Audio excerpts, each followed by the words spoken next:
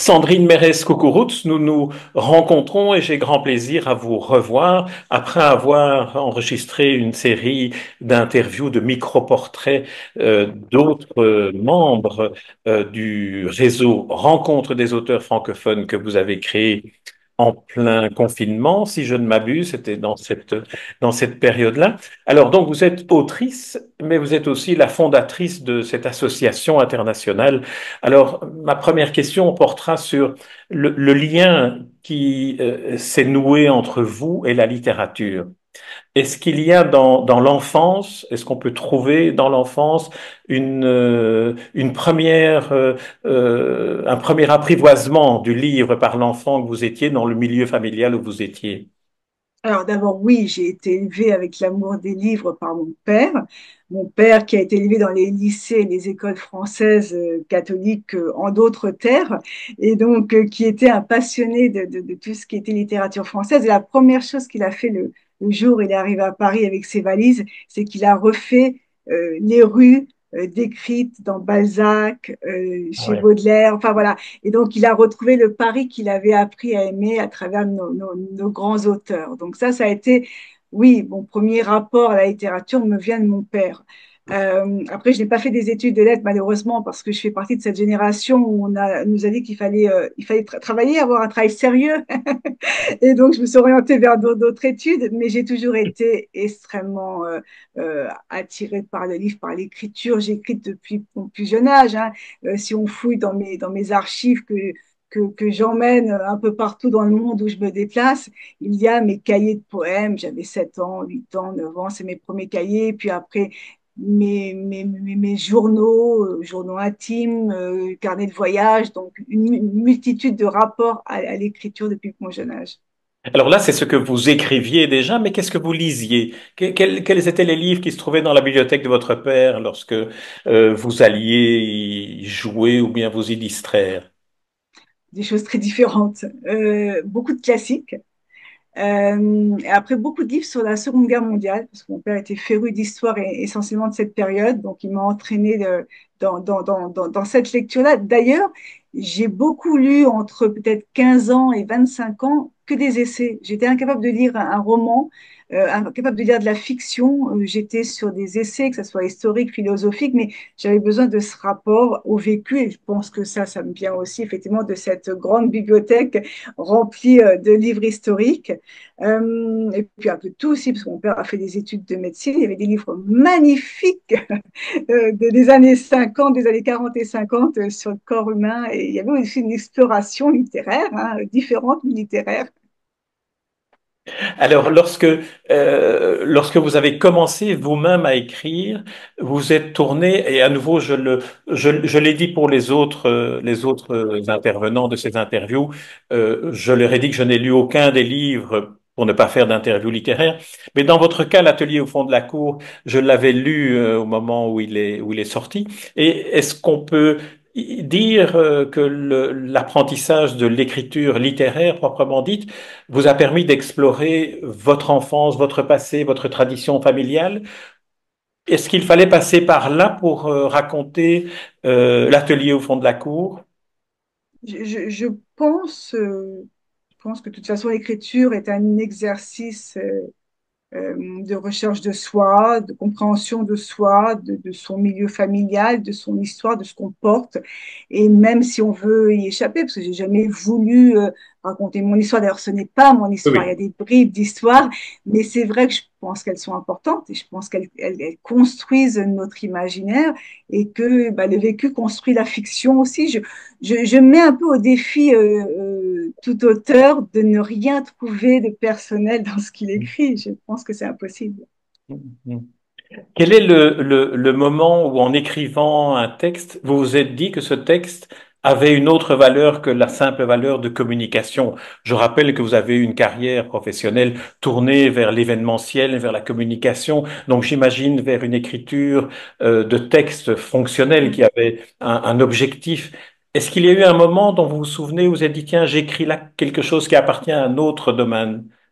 Alors, j'ai commencé un peu avec l'effet inverse parce que comme j'étais une littéraire, même si je n'ai pas fait d'études littéraires, j'étais une littéraire quand je suis rentrée dans le monde de la communication et que j'ai commencé à écrire mes premiers textes. C'était trop littéraire, trop long, des phrases trop compliquées. Donc, j'ai dû réapprendre à écrire pour la communication avec des phrases percutantes, plus courtes. Donc, au contraire, j'ai fait le travail inverse. Donc, quand je me suis remis à l'écriture et à repartir sur ce que j'aimais faire, finalement, je pense que ça a quand même modelé mon écriture et moi qui faisais des phrases qui n'en finissaient pas, j'ai appris à jouer entre la phrase courte qui avait une fonction et celle qui se perdait un peu avec ses virgules, ses points-virgules qui en avaient une autre. Je pense que ça m'a permis de jouer entre les deux types de phrases et les faire coexister ensemble. Alors, le moment où vous créez le rencontre des auteurs francophones, c'est le moment où vous faites une sorte de jonction entre votre goût de la littérature que vous écrivez, que vous lisez, et la communication autour de ce qu'est la littérature, et surtout la littérature en langue française. Alors, qu'est-ce que ça représente pour vous, la littérature en langue française et la création de ce réseau? L'objectif que vous vous étiez fixé au moment où vous l'avez créé.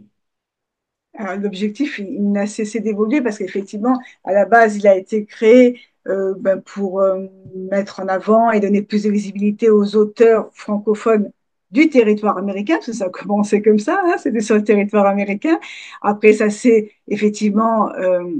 été relayé dans le monde grâce à la Covid qui a permis effectivement de partir de quelque chose de physique, donc des rendez-vous physiques pour en faire une plateforme digitale.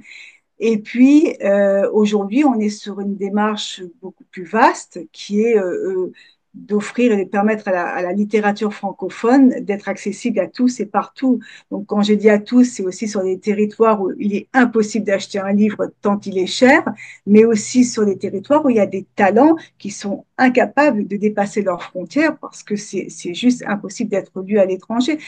Donc voilà, donc l'idée c'est vraiment à la fois de rendre les auteurs visibles, mais aussi de permettre aux lecteurs du monde entier de s'approprier une lecture qui est celle de leur continent, celle de leur pays, mais aussi celle de la...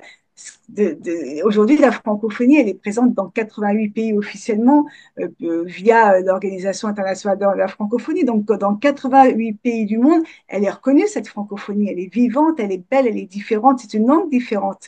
Et puis, enfin voilà, on n'est pas du pays où on est, paraît-il, on est de la langue que l'on parle et que l'on défend. Et c'est tellement vrai. Moi qui ai vécu à l'étranger, je suis restée tellement imprégnée de cette langue. Je ne sais pas si j'ai progressé en anglais, mais en tout cas, je n'ai rien perdu de cette langue. Oui, vous disiez, vous évoquez ce que signifie la langue. C'est Albert Camus, je crois, qui disait mon pays, c'est ma langue finalement, et là, je veux dire, on a une filière pour aborder une des activités du réseau qui est l'édition de ces livres corporatifs qui sont construits autour d'une thématique ou autour d'un auteur et auxquels contribuent les auteurs participant au réseau. Alors, il y a eu Camus, il y a eu Gary. Comment est-ce que vous avez choisi et comment est-ce que vous gérez la part éditoriale de l'activité du réseau Rencontre des auteurs francophones? Alors, j'ai remis les clés de cette maison d'édition ou presque à Anna Alexis Michel, qui est une Belge qui vit à Miami depuis plus de 25 ans, qui est bardée de diplômes sur la narration, sur l'écriture des scénarios. Enfin voilà, donc c'est une professionnelle de l'écriture. Et elle a eu très envie. L'aventure a commencé sur un livre pour un festival donné. On avait envie de faire un livre pour célébrer les 80 ans du Petit Prince. Et puis Anna m'a dit, est-ce qu'on peut faire la même chose avec Yourcenar, puisque c'est une spécialiste de Yourcenar. J'ai dit, si tu veux, mais moi, j'ai pas le temps. Elle m'a dit, je m'en occupe. Et la maison d'édition est née comme ça, avec effectivement Gary, Camus. Alors, il y a les auteurs qu'on célèbre à date anniversaire, et puis il y a aussi des thématiques, parce que je trouve que c'est bien aussi de mettre en avant autre chose. Là, on est en pleine écriture de cette Méditerranée qui parle à certains, la Méditerranée que l'on respire, que l'on voit, enfin, voilà, toute cette Méditerranée qui nous procure des sensations et j'avais envie que les auteurs écrivent et décrivent ces sensations. Et puis là, celui qui sort là pour le Festival de Mons, c'est le Colette, c'est les chats de Colette. Et on s'est dit, Ouais. tiens, on va pas encore célébrer Colette une fois de plus. On va célébrer Colette via ses chats. Et donc, ça a donné un recueil de 40 poésies parce qu'on a décidé pour la première fois de ne faire qu'un recueil de poésie, donc d'être très thématique. Et donc, on a des formidables photos, des œuvres et des dessins originaux et puis de la poésie sur Colette. Voilà. Vous qui êtes une femme de communication et du monde de la communication, si vous deviez faire le bilan, un premier bilan de ces 4 ou 5 années de rencontres des auteurs francophones, quel est l'élément le plus saillant que vous voudriez mettre en évidence?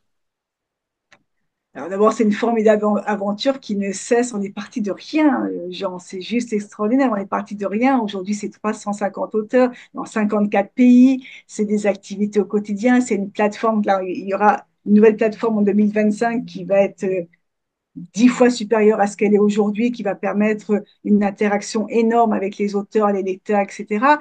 Euh, alors, j'ai envie de dire, moi, ce qui me fait me lever le matin, c'est c'est cette famille d'auteurs. Parce que quand on organise un festival, on le voit, un salon, les gens sont là, ils viennent signer, 2 heures, ils repartent et l'expérience s'est terminée à quelques rencontres avec des lecteurs en pleine interrogation.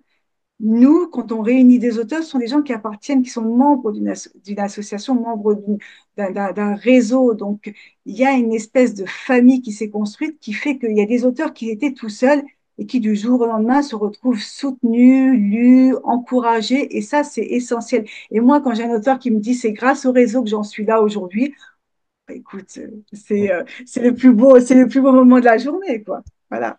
Alors nous nous rencontrons ici virtuellement, mais à quelques jours de l'organisation du Salon du Livre de Wallonie, qui se tiendra à Mons, en Belgique francophone. Alors quelle est l'attente que vous avez d'un salon comme celui-là, pour vos auteurs et pour vous-même, ou d'autres salons du livre? Qu'est-ce que ça apporte le fait d'être réunis derrière une table de livres dans un environnement où l'animation littéraire est constante? On en fait peu des activités comme ça, parce que c'est vrai qu'on a nos propres festivals qui sont des signatures particulières, mais il y a des salons où on a envie d'aller. Et le premier qu'on a fait, c'est Mons, il y a 3 ans. Et depuis qu'on en a fait un, on les fait tous, parce que c'est un très joli rendez-vous avec une équipe humaine, une petite équipe, hein, une équipe humaine avec Catherine Hoquet.